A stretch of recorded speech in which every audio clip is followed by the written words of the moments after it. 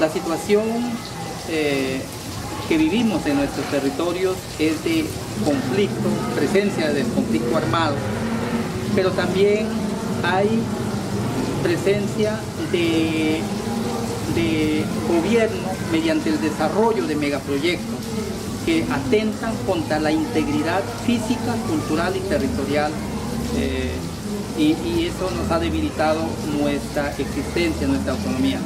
Ha habido asesinatos y ha habido señalamientos y ha habido estigmatización de líderes.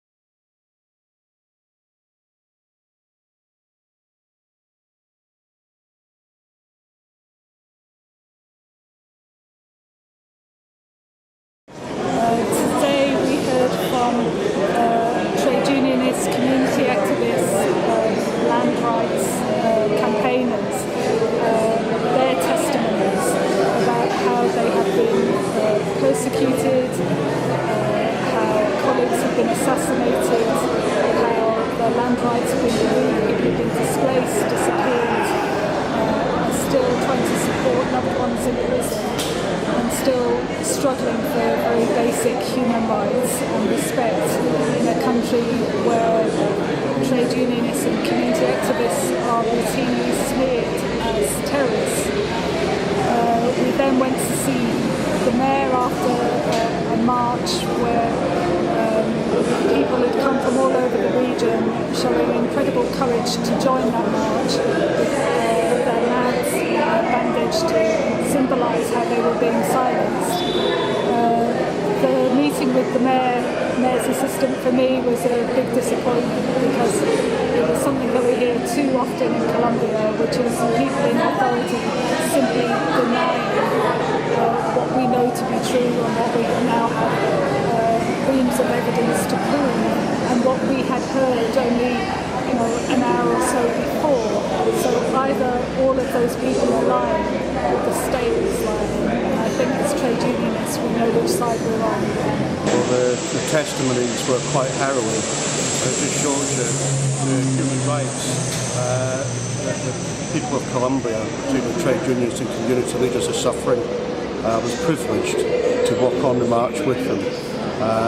However, when I got to the mayor's office to listen to the excuses and utter nonsense that the mayor said on behalf of the government, it goes to show the depth of despair that committed trade unionists and ordinary workers have to suffer in Colombia. And it really needs the international community now to waken up and realise what is going on to the atrocities that's happening in this country. Because if it can happen in this country, it can happen in any country. And the reality is, we need to stand as trade unionists in Great Britain with our sisters and brothers in Colombia. It was, I felt it was predictable. It was the first time I'd actually heard if somebody in authority come out with those words, but it was reading from the script, I felt. I thought what was a little frightening was the completely blank look on the faces of some of the soldiers. That was very telling.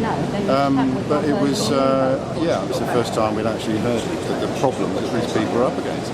There's a stone wall that they've got to get through, and it's our job to help them. I think, hopefully our presence there made some sort of difference because we were able to articulate what we were actually seeing, contrary to what he was actually telling us. And I felt we made a contribution to that. Very moving.